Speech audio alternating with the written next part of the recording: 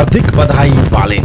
यो बालेन शाहको मात्र जित होइन, लाखौं स्वतन्त्र नेपाली युवाहरूको जित हो अनि विकास र समृद्धि हुनुपर्दछ। खास गरी ठूला दलहरूले आश्वासन मात्र बाँडे उनीहरूको निराशाको प्रतीक पनि हो। बालेन एक पात्र मात्र हुन्, उनले अधिकांश युवाहरूको मन जितेका छन् र देशकै राजधानी काठमाडौँ जुन देश तथा विदेशबाट अत्यन्त केन्द्रबिन्दुमा हेरिएको हुन्छ, त्यहाँको राजनीतिक अवस्थालाई सबैले नजिकबाट निहालिरहेका हुन्छन्। त्यस्तो ठाउँमा एक स्वतन्त्र युवा जसले आफ्ना सपनाहरू देखाएर काठमाडौँवासीको मन बटुल्न सफल भएका छन्। बालेन शाहले उम्मेदवारी दर्ता गरेसँगै र गर्नुभन्दा अगाडिदेखि पनि धेरै मिडियाहरूले चासो व्यक्त गरेका थिए। व्यक्त नगरून् पनि कसरी, किनकि लामो समयदेखि राजनीतिक आडमा मेयर उपमेयर जित्दै आएको काठमाडौँले यसपालि स्वतन्त्र उम्मेदवार पाएको थियो र जित्ने सम्भावना छ भनेर एउटा मेरो यति भोट आउँछ भनेर बालेनले यकिन गरेका थिए। उनले भनेका थिए 90,835 मत नल्याए पनि बालेन शाह काठमाडौँ महानगरपालिकाको मेयर बनेका छन्। उनले 61,767 मत ल्याएका छन् र आफ्ना निकटतम प्रतिद्वन्द्वीलाई 23,426 मतले उनी पछि पारेका छन्, अथवा भनौँ मतान्तर 23,426 छ। त्यस्तै गरी उपमेयरमा सुनिता डङ्गोल विजयी हुनुभएको छ। नेकपा एमालेकी उम्मेदवार हुनुहुन्छ उहाँ र उहाँको 68,612 मत आएको छ र उहाँले चाहिँ मतान्तर 44,806 बनाउनु भएको छ आफ्ना निकटतम प्रतिद्वन्द्वीसँग।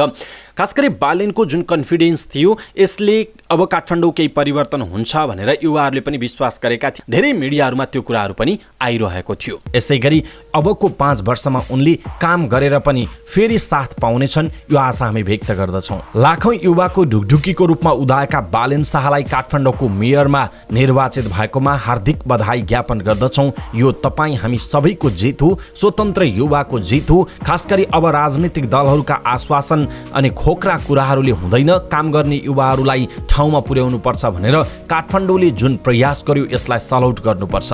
जसले तपाईँले हेर्नु भएको छ कम्तीमा एउटा लाइक तपाईँले गर्न नहिचकिचाउनुहोला, झर्को नमान्नुहोला, एउटा कमेन्ट गर्नुहोला, कङ्ग्रेचुलेसन बालेन भनेर लेख्नुहोला र एउटा सेयर गर्नुहोला, ताकि हरेक नेपालीलाई र देश तथा विदेशमा रहेका सबै नेपालीहरूलाई अनि हरेक विदेशीहरूलाई पनि देखाउनु पर्नेछ। किनकि नेपालको राजधानी काठमाडौँमा लामो समयदेखि राजनीति गर्दै आएका राजनीतिक पार्टीले हारेका छन्, एउटा स्वतन्त्र युवाले जितेको छ। यो सन्देश सबै ठाउँमा पुर्याउनु पर्नेछ। त्यसकारण आफ्नो फेसबुकमा कङ्ग्रेचुलेसन बालेन भनेर तपाईँले आफ्नो फेसबुकमा यो भिडियोलाई सक्दो सेयर गर्नुहोला, आफ्ना ग्रुपहरूमा सेयर गर्नुहोला, किनकि यो तपाईँको जित हो, हाम्रो जित हो, हामी सबैको जित हो। कसैले हारेको छैन। बालेनले जित्दै गर्दाखेरि कुनै पनि पार्टीले हारेको छैन, कुनै पनि समूहले हारेको छैन, किनकि उनी स्वतन्त्र हुन्, सबैका साझा प्रतिनिधि हुन्। अब काठमाडौँ बन्नुपर्छ, अब देशको विकास समृद्धिको यात्रा काठमाडौँबाटै सुरु गर्नुपर्छ, बालेनहरूले सुरु गर्नुपर्छ।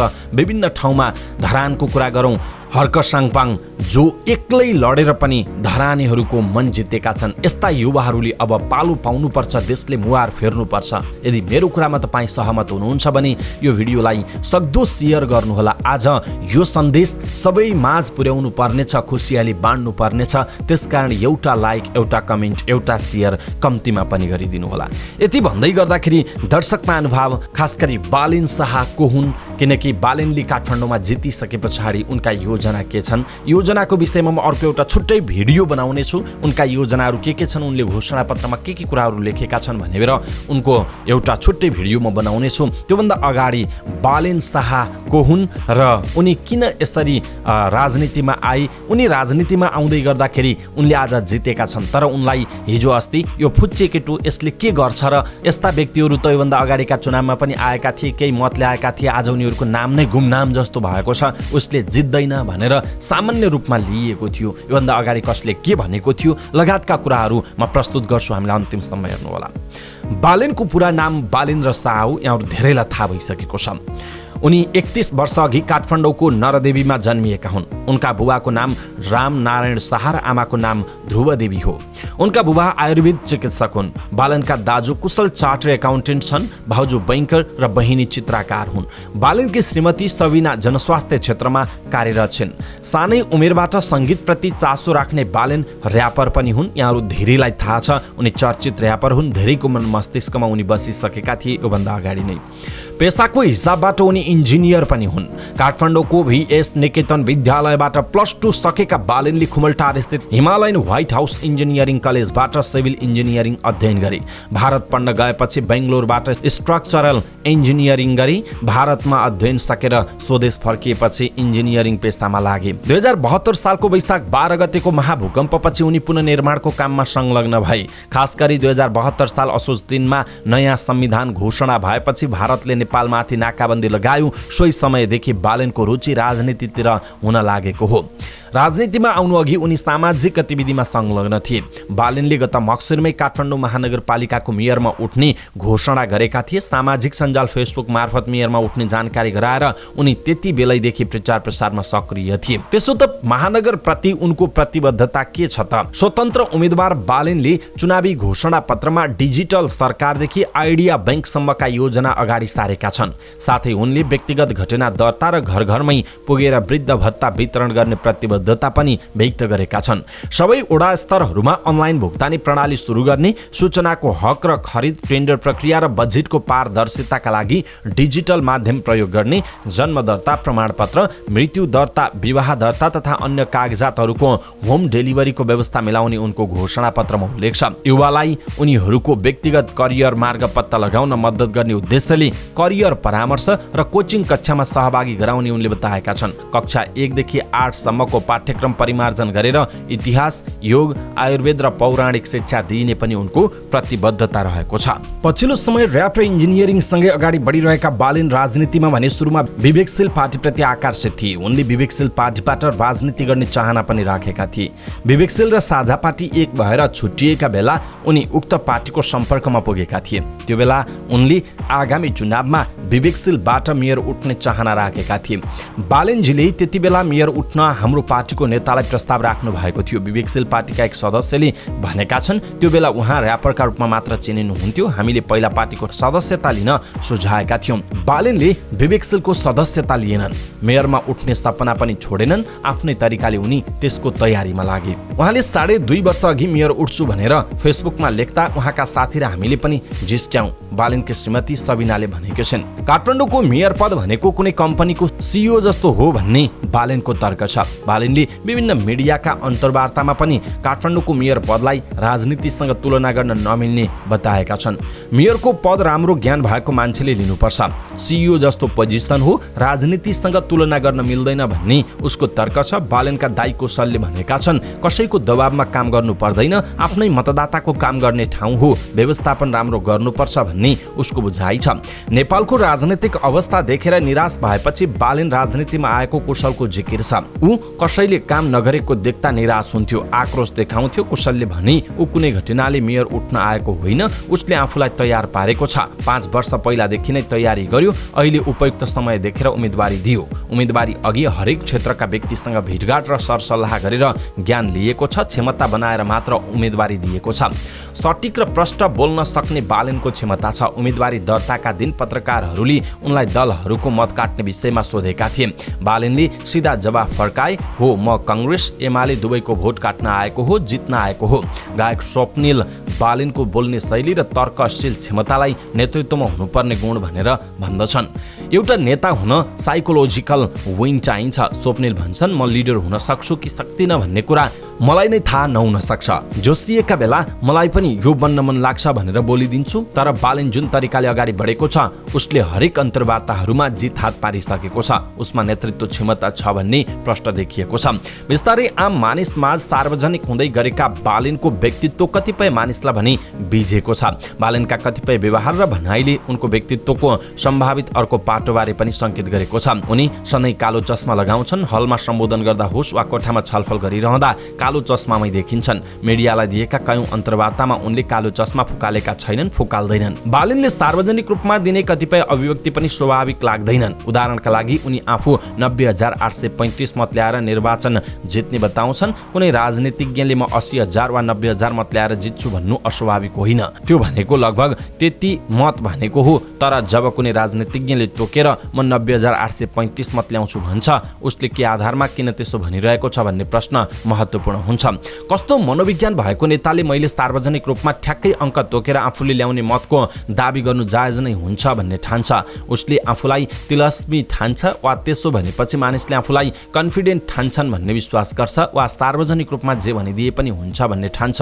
एउटा राजनीतिज्ञका रूपमा बालेन कुन मनोविज्ञानमा सवार छन्? मनोविद करुणा कुँवर राजनीतिमा लाग्ने मान्छेहरूमा कतिपय अवस्थामा ग्रान्डियस आइडियाजको अवस्था देखा पर्ने बताउँछन्। यो अवस्थामा मान्छेले आफूलाई अरूभन्दा पृथक, क्षमतावान र अब्बल मान्न थाल्दछ। म यस्तो गर्न सक्छु, मेरो क्षमता यति धेरै छ भन्ने लाग्छ, जे गरिराखेको छु ठिक गरिराखेको छु भन्ने लाग्छ, बढाइ चढाइ गर्ने मनोविज्ञान बन्छ। करुणाले भनेकी छिन् कहिलेकाहीँ काल्पनिक कुरा पनि गर्छ, जस्तै यति भोट ल्याउँछु भनेर तोक्नु पनि काल्पनिक कुरा हो। यस्तो अवस्था कतिपय राजनीतिक नेताहरूमा देखिन्छ। बालेनमा पनि आफूमाथि अति नै विश्वास देखिन्छ। मेयरमा जितेर के गर्छु भन्ने उनको सोची छ। आफूले मेयर जितेपछि सबै काम एक्लै गर्न सक्छु भन्ने भान उनलाई छ। मेयर भनेको कम्पनीको सिइओ जस्तो ठान्छन् उनी। सिइओका सबै निर्णय र निर्देशन चल्छन् उनको बुझाइरहेको छ। महानगरमा भने खासमा व्यवस्थापिका र कार्यपालिका हुन्छन्। व्यवस्थापिकाले बजेट र कार्यक्रम पास गर्नुपर्छ। पास भएको कार्यक्रम अनुसार मात्र मेयरले खर्च गर्न पाउँछ। बालेन एक्लै मेयर उठेका छन्। उनको पार्टी छैन। उनको टिमबाट कोही पनि वडा अध्यक्ष वा सदस्य उठेको छैन। बिना टिमको मेयर बनेर केही पनि पार लगाउन सकिँदैन भन्ने उनले बुझेको देखिँदैन। उनलाई चिन्ने विवेकशील साझा पार्टीका एक नेता बालेनमा टिम वर्कप्रति कुनै विश्वास नभएको बताउँछन्। उहाँलाई राजनीतिक टिम गेम हो भन्ने थाहा छैन। ती नेताले भनेका छन् उहाँलाई टिममा कसरी कुरा गर्ने भन्ने पनि थाहा छैन। टिमको तागत र जटिलताबारे उहाँ अनभिज्ञ हुनुहुन्छ। टिमको जटिलता अर्थ्याउँदै उनले भनेका छन् बालेनले भोलि चस्मा खोल्दा हामीलाई घुरेर हेर्यो भनेर झगडा पर्न सक्छ। टिम बिना केही गर्न सकिँदैन। उनले थपेका छन् उहाँहरूको उपमेयर उम्मेदवार हुनुहुन्न, वडा अध्यक्ष हुनुहुन्न। टिम भएपछि मात्र त्यसको तागत र जटिलता थाहा हुन्छ। कसरी काम गर्ने, कसरी मिलाउने भन्ने थाहा हुन्छ। बालेनलाई निर्वाचन परिचालनमा सघाइरहेकी श्रीमती सविता भनी टिम नबनाउनुको कारण चुनाव चिन्हको समस्या भएको बताउँछिन्। टिम नै स्वतन्त्रमा उठ्दा फरक फरक चिन्ह हुने भएकाले प्रचारमा समस्या हुन्थ्यो। सविनाले भनिन् एउटा मात्र उम्मेदवार र चिन्ह प्रचार गर्न सहज हुन्छ भन्ने हाम्रो बुझाइ हो। महिलाहरूको आत्मसम्मानका विषयमा बालेन कति सचेत र संवेदनशील छन् भन्ने प्रश्न पनि पछिल्लो समय उठेको छ। उनले र्याप गाउँदा प्रयोग गरेका शब्दलाई लिएर यो प्रश्न पनि उठेको थियो। बालेनको विषयमा सेतो पार्टीमा लेखिएको लेखमा काठमाडौँ उपत्यकामा दलीय मत मात्र छैनन्, यहाँ ठूलो संख्यामा न्युट्रल मतदाता छन् जसमा बालेनले असर पार्न सक्छन् भनेर भनिएको थियो। यसअघि मेयरका लागि उम्मेदवारी दिएका रन्जु दर्शना र किशोर थापाले काठमाडौँको मेयर पदमा राम्रो मत ल्याएका थिए। रन्जुले तेस्रो धेरै मत पाएकी थिइन् भने किशोरले चौथो धेरै। अझ र्यापको लोकप्रियता र सामाजिक सञ्जालको उपस्थितिले बालेनलाई थप हौसाएको छ। तर चर्चालाई मतमा बदल्नु सानो चुनौती भने थिएन। त्यसो त बालेनले आफूले 90,835 भोट ल्याउने दाबी गरेका छन्। विवेकशील पार्टीका नेता यसलाई बालेनको ओभर कन्फिडेन्स भन्छन्। युवा भनेर रन्जु दर्शनालाई 24,000 भोट आयो। इन्जिनियर भएकाले किशोर थापालाई 18,000 मत आयो। अब त्यो दुवै मलाई आउँछ भनेर हिसाब गर्नुभयो। विवेकशीलका ती नेताले भनेका छन् हामीले राजनीतिको रेखा यति सोझो हुँदैन भनिदिएका छौँ। बालेनको उम्मेदवारीलाई दलहरूले युवा पुस्ताको राजनीतिमा आकांक्षीका रूपमा मात्र बुझेका छन्। तर यस्ता उम्मेदवारले कुनै असर नपार्ने उनीहरूको विश्लेषण छ।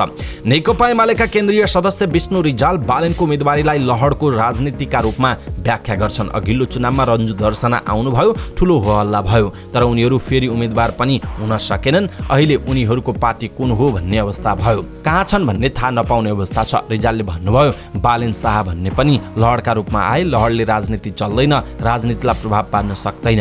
रिजाल आफ्नो पार्टीले नै अहिले युवाको विषय उठाइरहेको र अपडेटेड अवस्थामा रहेकाले कुनै उम्मेदवार मात्रले युवालाई आकर्षण गर्न नसक्ने बताउँछन्। त्यस्तै पढे लेखेका मान्छे राजनीतिमा नआएको भन्दैमा बालेनको उम्मेदवारीलाई पुष्टि गर्न नसकिने उनले बताएका छन्। पार्टीले काठमाडौँका वडा तहका उम्मेदवारसँग कुराकानी गर्दा बालेनका कारण चुनावमा खासै असर नपर्ने देखिएको उनले तर्क गरे।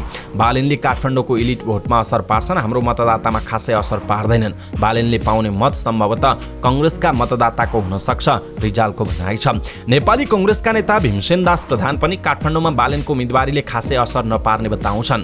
कोही व्यक्तिको बोल्ने क्षमता हुँदैन, हालैमा काठमाडौँको चुनावमा असर नपर्ने उनको तर्क छ। मनमोहन भट्टराई काठमाडौँमा चुनाव हारेका छन्। उनी त्यतिबेला गगन थापा जस्ता थिए, जहाँ पनि उनको खोजी हुन्थ्यो प्रधान भन्छन्। तर मनमोहन केशव स्थापितसँग हारे, स्थापित स्थानीय र बुद्ध मार्गी थिए। काठमाडौँमा कि नेवार बीच प्रतिस्पर्धा हुनुपर्छ कि त गैर नेवार बीच हुनुपर्छ, अनि मात्र कम्युनल मतदान हुँदैन। प्रधान काठमाडौँमा यसपटक पनि सृजना सिंह र केशव स्थापित मध्ये एउटा नेवारले जित्ने तर्क गर्छन्। जतिसुकै हल्लाखल्ला भए पनि स्वतन्त्र उम्मेदवारको पक्षमा मतदान भएको छैन। स्वतन्त्र उम्मेदवार हाइलाइट भए पनि मत खस्ता दलगत आउँछ।